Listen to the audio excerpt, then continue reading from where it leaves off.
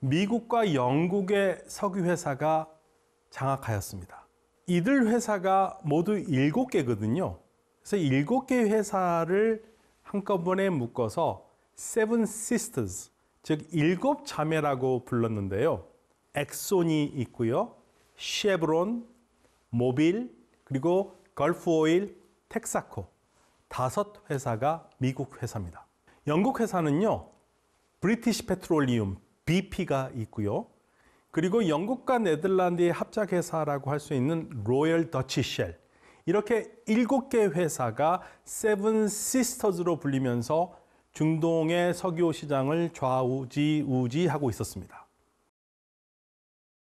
외국 회사의 자원 장악에 산유국의 불만이 터져나오기 시작하였는데 바로 이 역사적 사건이 이란에서 발생합니다. 잠시 이란의 석유 역사를 다시 한번 되돌려 본다면요.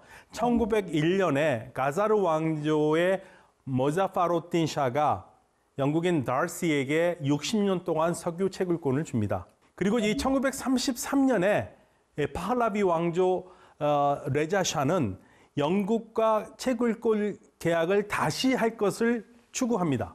1901년 채굴권 조약이 조금 문제가 많다고 본 거죠.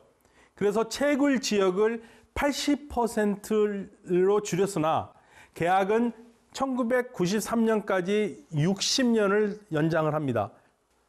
사실은 이 계약도 그다지 이란 정부에는 좋은 계약은 아니었습니다. 여전히 이란이 불리한 조약이 이제는 93년까지 이어지게 된 상황이었거든요. 이러한 상황에서 이란은 1949년부터 석유 채굴권 계약이 상당히 불합리하다면서 항의하는 분위기가 조성이 되었고요.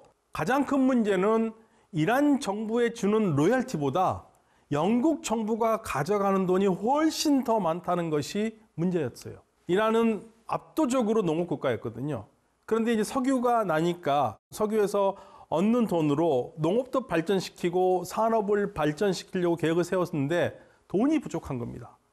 석유가 분명히 나는데 정부의 돈이 부족하기 때문에 농업과 산업 생산 발전 계획을 실행에 옮길 수가 없는 상황이었고, 영국 이란 석유회사와 재협상을 해야 된다고 1950년에 민족주의자 의원들이 결의를 합니다. 그런데 영국 이란 석유회사는 우리가 굳이 왜 이란과 다시 계약을 해야 되느냐, 이러한 분위기였어요.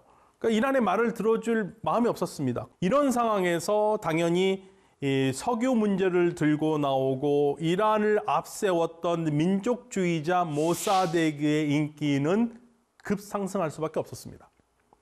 이 모사데그는 사실 상당히 명문가 출신으로 민족주의 정치인으로서 유명한 사람이었습니다. 그런데 상황이 안 좋게 돌아가니까 영국 이란 석유회사에서 조금 더 좋은 조건으로 이란에 제시를 했는데 영국 이란 회사가 50대 50을 가져오지 않으니까 이란 쪽에서 거부를 합니다. 그리고 이 상황에서 1950년 6월에 총리가 된 알리 라즈마라가 이 정계 분위기를 영국 이란 석유회사에게 효과적으로 전달하지 못했습니다. 지금 이란 분위기가 이렇다. 영국 이란 석유회사 당신들이 좀 더 현명하게 판단을 해라.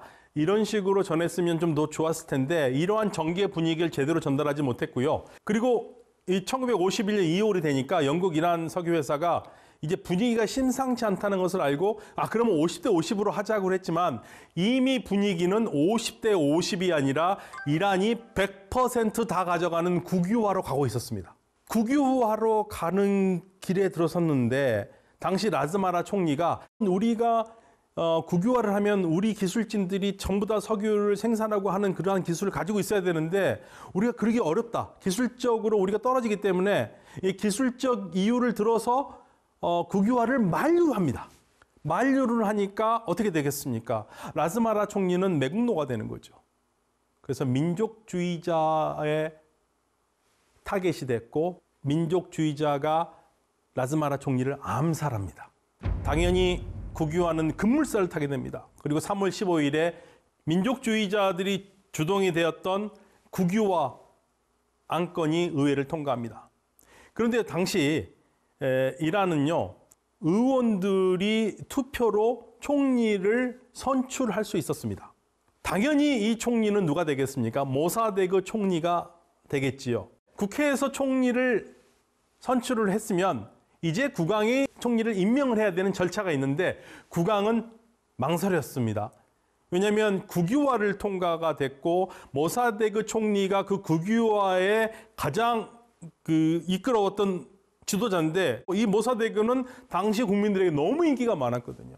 그러니까 국왕은 영국의 눈치도 봐야 되고 국민들의 눈치도 봐야 되고 모사데그를 총리로 임명을 하기도 그렇고 하지도 않기도 그렇고 엄청난 딜레마에 빠져 있는 상황에서 결국에는 국민들의 여론을 무시할 수가 없었기 때문에 4월 28일 국왕이 모사데그를 총리로 임명합니다. 그리고 이란은 모사데그 총리가 이끄는 새로운 정부는 국영 이란 석유 회사로 이름을 바꿨습니다. 1908년 이란 마세데 솔레이만에서 석유가 나왔고 석유가 나온 다음 해인 1909년 이 석유를 생산하기 위해서 만들었던 영국 페르시아 석유 회사가 1935년 영국 이란 석유 회사로 이름을 바꿨는데 이제는 완전히 1951년에 영국 정부가 51%의 지분을 가지고 있는 회사가 아니라 이제는 이란 정부가 100% 지분을 갖는 회사로 바뀌면서 이름도 국영 이란 석유 회사로 바꿉니다. 당연히 영국이 이를 좋아할 리가 없죠. 영국은 강력한 경제 압박 수단을 쓰기 시작합니다. 그리고 영국 기술진이 철수합니다. 영국은 이란의 자산을 동결했고요. 이란에 수출하는 것을 전부 금지시킵니다. 그리고 이란에서 나온 석유를 시장에서 사지 못하도록 막습니다. 뭐라고 막냐면요. 이란 석유? 그거 우리 영국 거다. 너희들이 만약에 이 석유를 사면은 이란 석유를 사는 게 아니라 우리 거에서 사는 거기 때문에 이거는 안 된다. 당연히 우리가 불이익을 줄 수밖에 없다고 협박을 하기 때문에 이란에서 나온 석유는 팔리지가 않습니다. 이란 경제는 당연히 어려움을 겪기 시작합니다. 이때 영국은 미국 트루만 대통령에게 도움을 요청합니다. 그러나 미국은 거부합니다.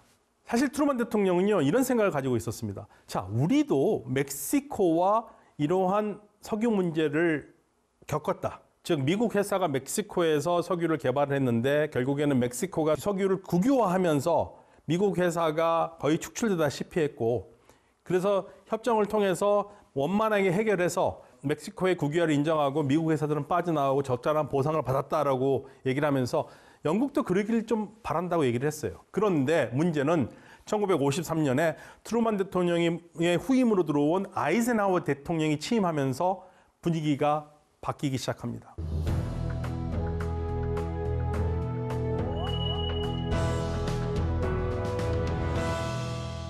당시 아이젠하워 정부에 덜레스 형제가 있었는데요. 형 존 덜레스는 국무장관이었고 동생 알렌 덜레스는 CIA 국장이었습니다. 그런데 이 두 사람은 사실 영국 회사에서 일한 경험이 있었고 영국의 말에 더 호감을 표했습니다. 그리고 1953년이라면 우리가 6.25 전쟁을 치르고 있을 때였고요. 소련이 사주를 해서 북한이 남한을 친 것처럼 지금 이란의 모사데그 총리가 민족주의자라고 하지만 사실 사회주의자고 공산당이다. 친소련 모사데그를 지금 총리직에 계속 두면은 소련이 마치 한반도에서처럼 이란을 삼켜버릴 수도 있다. 그렇기 때문에 모사데그를 제거해야 된다는 결론에 이릅니다. 석유 국유화 문제를 영국과 이란의 문제로 보지 않고 더 확대시켜서 영국이 원하는 대로 이는 냉전의 한 중요한 문제로 보기 시작한 거죠. 결국 미국 CIA는 100만 달러를 승인해서 모사데그 제거 작전에 들어가기 시작합니다. 모사데그는 친소주의자로 위험하기 때문에 제거해야 된다는 거죠. 미국과 영국은 AJAX라는 작전명으로 모사데그 제거 작전을 시작합니다. CIA 이란 지부를 담당했던 사람이 바로 루즈벨트 대통령의 같은 집안 사람이었던 커미트 루즈벨트 주니어인데요. 이 커미트 루즈벨트 주니어는 온갖 공작을 합니다. CIA 동조하는 이란인들을 모아서요, 모사데그 정부와 성직자를 갈라치기 위해서 성직자 집에 폭탄을 설치해서 폭파하는 그러한 일도 저지릅니다. 그런데 참 재미있게도 커미트 루즈벨트 주니어의 이러한 비망록을 보면은요, 당시 이란의 왕은 상당히 겁장이고 어떤 결정을 못 내리기 때문에 샤를 마음을 돌리려면 여동생을 잘 설득해야 된다. 여동생이 이 샤를 계속적으로 샤에게 압박을 주어서 그리고 조언을 해서 모사데그의 반대편을 쓰도록 작전을 세우는 거죠. 결국에는 샤가 이러한 루즈벨트의 호소에 설득이 돼서 모사데그를 해임하는 명령을 내립니다. 그리고 샤는 그 후과가 무서워서 국외로 도주하죠. 바그다드를 거쳐서 로마로 도주합니다. 8월 15일 샤의 모사데그 해임장을 들고 모사데그의 집을 방문한 쿠데타군들이 이미 이 사실을 알고 있었던 모사데그 측의 반격 작전에 소탕이 되면서 제1차 쿠데타는 실패합니다. 쿠데타가 실패하면서 모든 게 수포로 돌아갔죠. 미국 CIA에서는 커미트 루즈벨트 주니어에게 들어오라고 합니다. 이제 그만하자. 그럴 때 커미트 루즈벨트는 자기가 그동안 공작을 해보니까 이란 사회가 너무 틈이 많다는 것을 알고 아닙니다. 한 번 더 하겠다고 해서 8월 19일에 제2차 쿠데타를 시도를 했고 제2차 쿠데타가 성공합니다.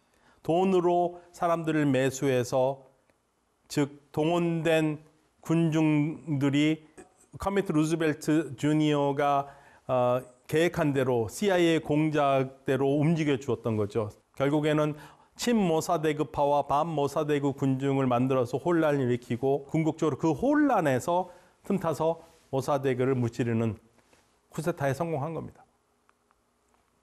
즉 이러한 모사데그 제거 작전은요, CIA가 해외에서 실시한 최초의 해외 정권 교체 공작이었고 미국 정부는 이러한 사실을 숨기고 있었다가 2013년에 60년 만에 처음으로 CIA가 개입했다는 것을 인정합니다.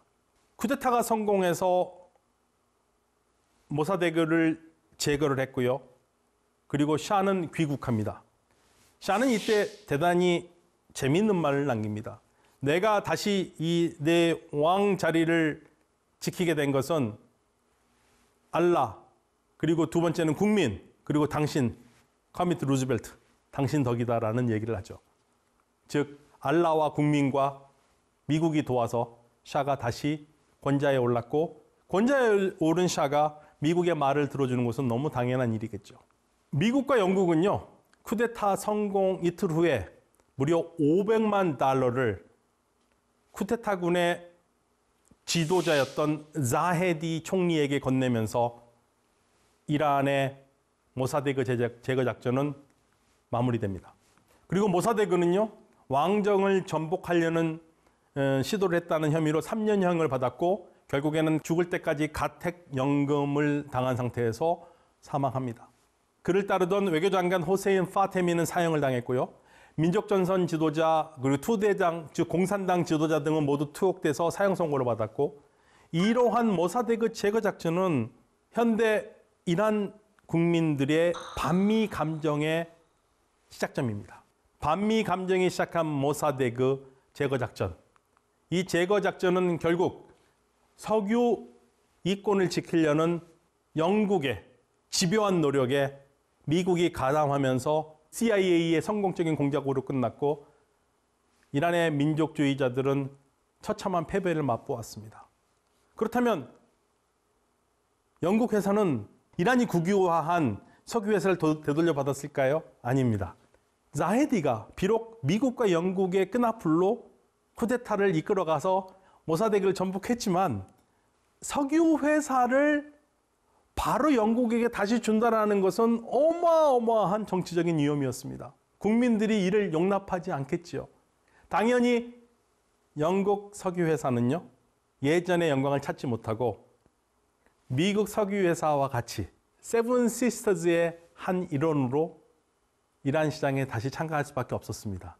석유를 국유화하려 했던 1951년 모사데그의 시도는 1953년에 처절한 실패로 끝이 났습니다. 그렇다면 다른 나라들은 어땠을까요?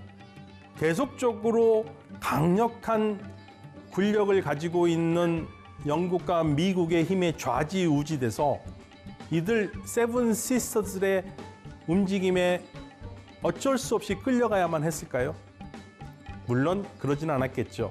이는 다음 시간에 석유 산유국이 어떻게 단결했는지 그 상황을 살펴보겠습니다.